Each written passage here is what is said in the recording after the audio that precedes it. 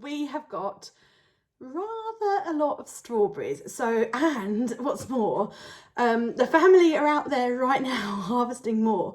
So yeah, we have a lot of strawberries. We don't have, I wouldn't say we have like loads of strawberry plants. We have a fair few. When we planted them, we only planted a few, and obviously they've just sent runners out each year, and they just keep going and going and going. Last year we didn't have such a good harvest. The strawberries were quite small and not very tasteless, and so we were kind of talking about pulling them up and replacing the plants with some new ones. And then we never got round to it, to be honest. And we're back round to the growing season again. And this year has been a prolific growing season. So this was just yesterday's harvest. Well, minus a few, because the kids have eaten quite a few. And this morning we had pancakes with strawberries. But John yesterday, he picked 2.2 kilos worth of strawberries, and as I say, the kids are out there with John at the moment harvesting some more, because there's lots more, and not only that, there's also lots more white strawberries and pink strawberries out there as well. So we've got enough coming over the next few days as well. It's not so sunny, but when it's sunny they just really go for it. It's raining today, so we've had that mix of like the sun, and then the strawberries are all on a south facing plot where it gets really hot out there, where the strawberries are. So they do grow really well. They love it. And we basically harvested in the morning one day, and the next day we went, and then in the evening we went back out and harvested some more, because with that intense sun they just really ripened up. It was beautiful. So this time of year we harvest about 3 to 4 punnets a day, and I say punnets, I'm talking about like the average size like punnet that you get from a supermarket. We get about 4 of those a day, so this is not uncommon, this massive bowl. This is a this is actually a mixing bowl, you know, from one of those electric mixers with a whisk thing on. It wasn't my mixer, it was my grandma's, but it no longer worked, and I just needed a bowl, and she gave me this bowl, and I've had it for absolutely years. But yeah, so look at the size of this bowl. That is a pretty substantial size bowl, and this is not uncommon to get this amount every single day. So we love eating strawberries. The kids really love it, and I love just watching them, like just going out there and snacking on their strawberries. I've decided to make jam today, because we just have so many. I can hear them coming in, so let's see how many they've harvested for me.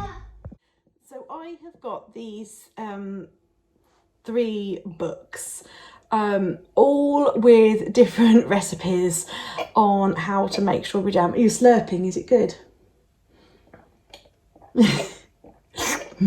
Is it good? There's a thumbs up.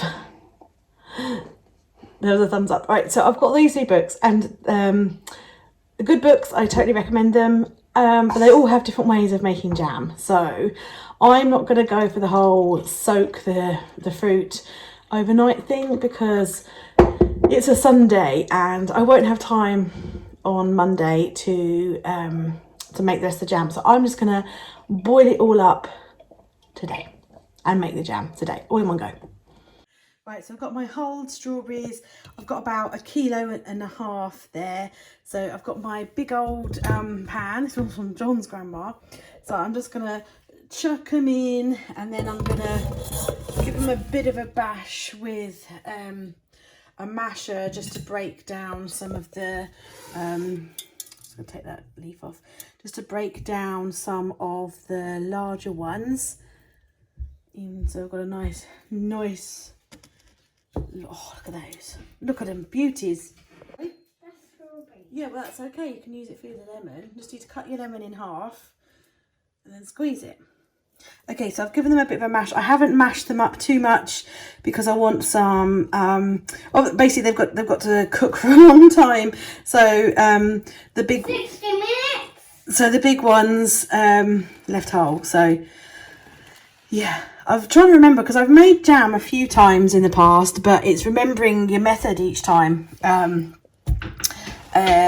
But yeah, so I'm doing a kind combination of recipes. My assistant over there is juicing a lemon for me, so we're going to pour the lemon juice into the strawberries, and then we're going to just put them on the low heat for an hour to break down before we add the sugar and the pectin.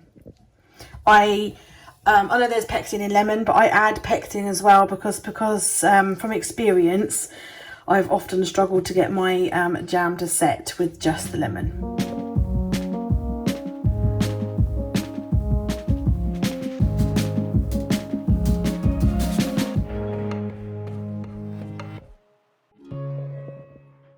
So these are my red beauties. I kind of forgot actually that I was filming, if I'm honest. So yeah, my jam. 6 jars of jam made from those strawberries, so not bad. Tried a bit on the spoon, tastes yummy. So they're still really, really hot.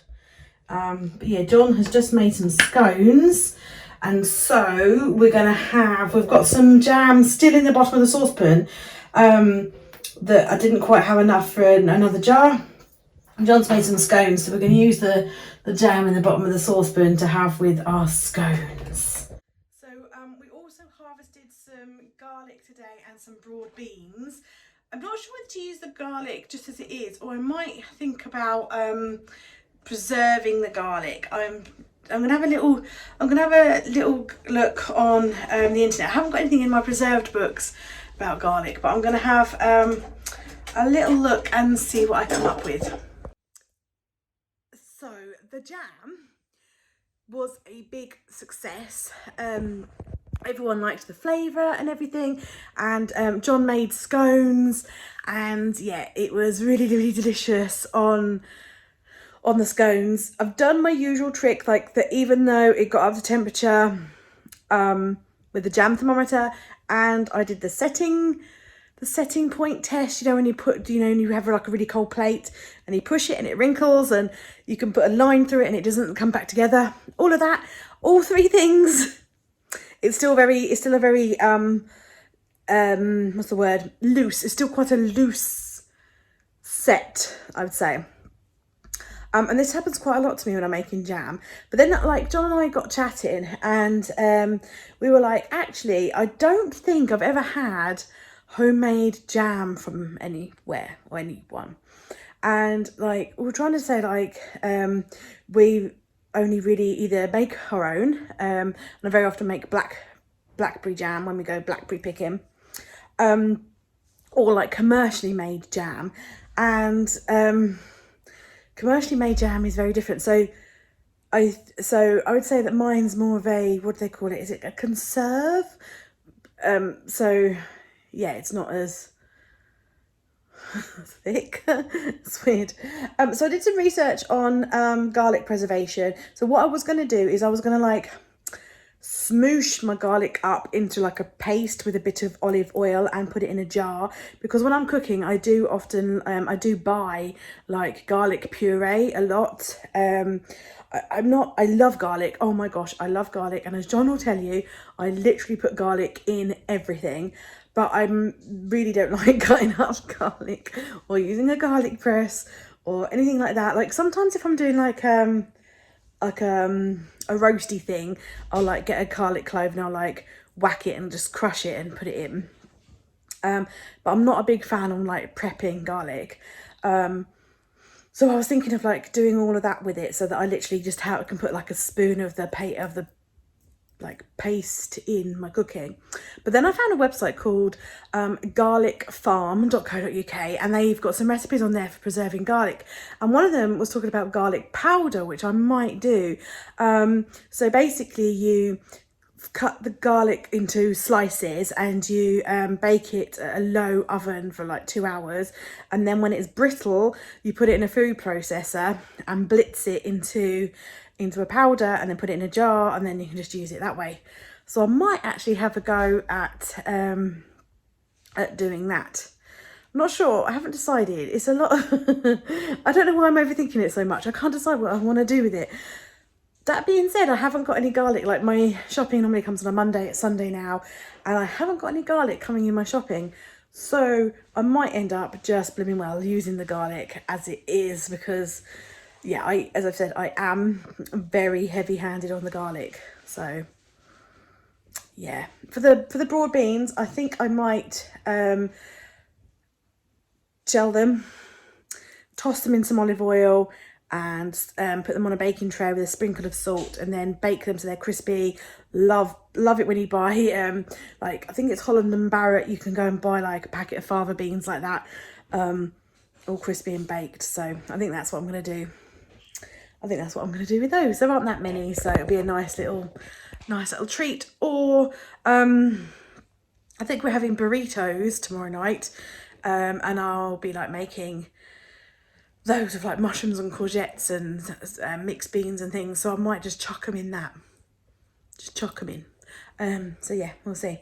Anyway, thanks for watching this week's little harvest and cook with me video. Bye.